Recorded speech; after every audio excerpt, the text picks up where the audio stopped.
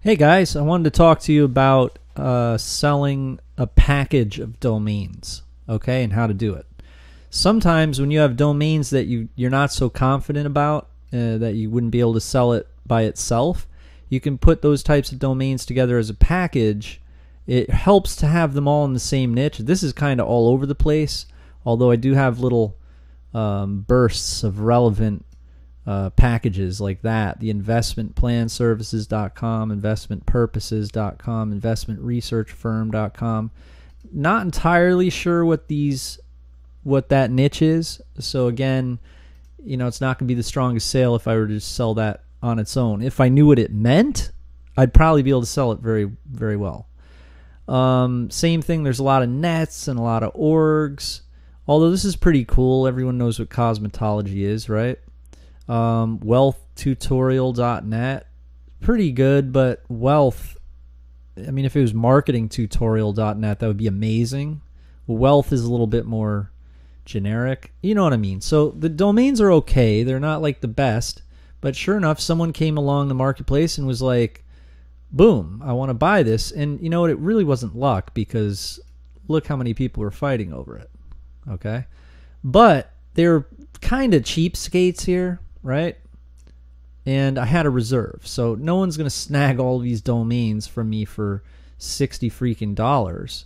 But what happened, guys, was when you allow people to bid like that and you have a reserve, so if you had so much, it gets to the point where you have so much value in what you're selling that, and then you make the starting bid low like that, then people are going to kind of try to grab it. It looks really appealing. You make it the offer more appealing, the more action you get, and therefore then people were seeing it, because then it's going to come up more like in the list of the most active auctions and stuff. So you want bidders no matter how much they're doing, because then it's going to become very popular, and then you're going to get some big fish. You're getting free advertisements from, you're getting free exposure, which is very, very important. You need the exposure.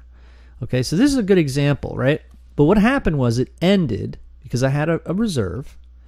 It ended, and then someone contacted me and offered me this $1,000.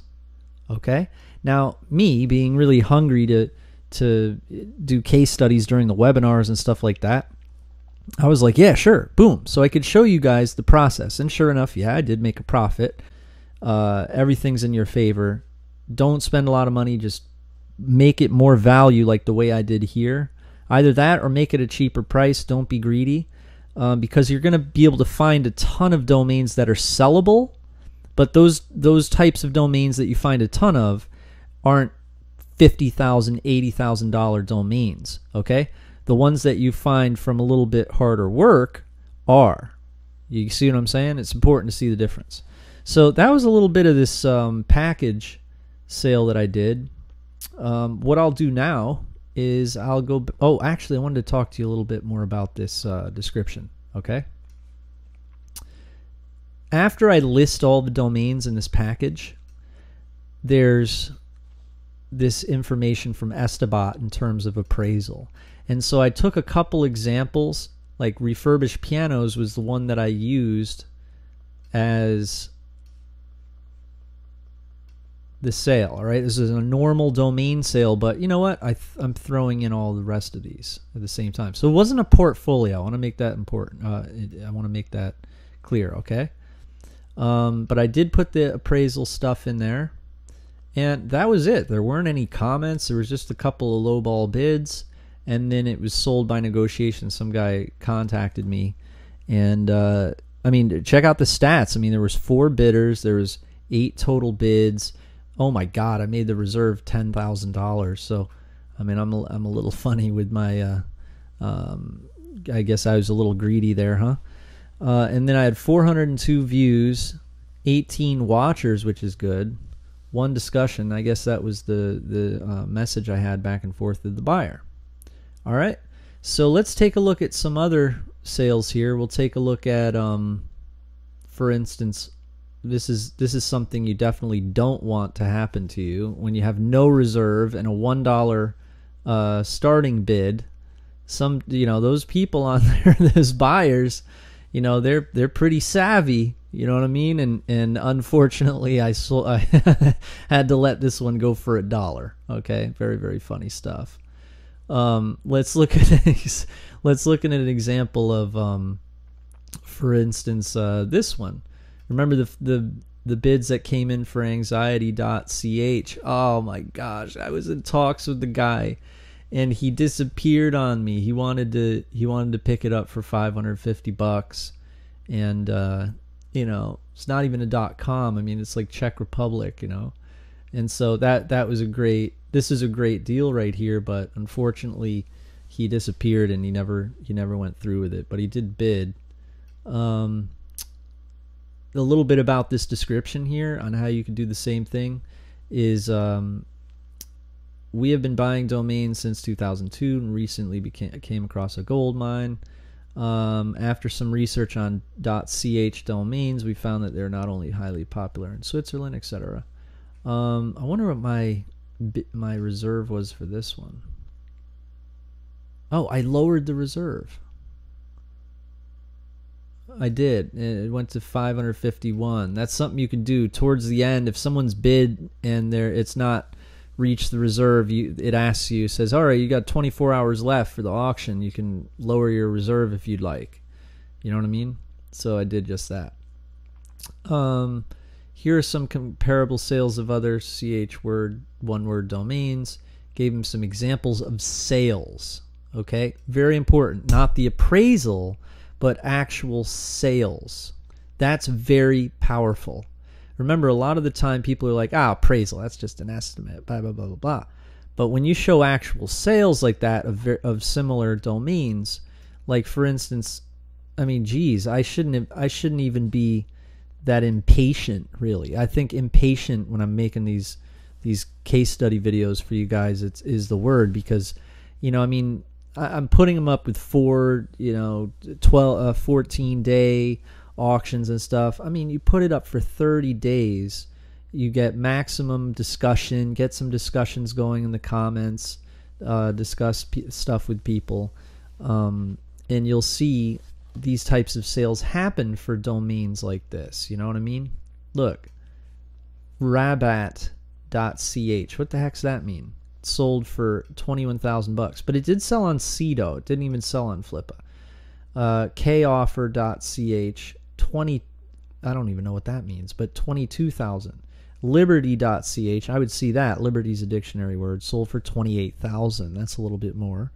And then Peach.ch sold for 10,000. So we can kind of see what's going on here. You got the one-word dictionary, one-word domains. All right, you're going to get 5 figures for those if you're patient, okay?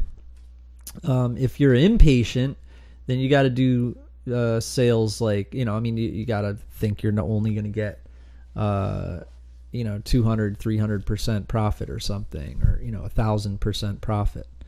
Okay. All right, so that was anxiety.ch. Let's look at one of the big ones, where I was able to make a lot of money. I had this one was recently. Was this one the one? Maybe this was the one. And then I was in discussions with a couple buyers and decided not to do it. But I did have a $75,000 bid. That was pretty good. And then the other time I had $90,000 bid, but I just decided, like, you know what? It was, to be honest with you, it was like I didn't have enough time to even do the auction. This was the same thing. Sometimes it's like, you know what? I could, it can show you the going rate. The market dictates the value. You know what I mean? What else? Let's take a look at this one. Learn Photoshop videos. This is like a medium, 10,000. As you can see, it differs, right? My smallest one was $1, and then the biggest one on Flippa was $238. The $334,000 one was privately done and everything with a broker. But when you're on here, you're gonna get a little bit. You're not gonna, like put it this way, you go with Flippa, you get a smaller amount of money for the same value.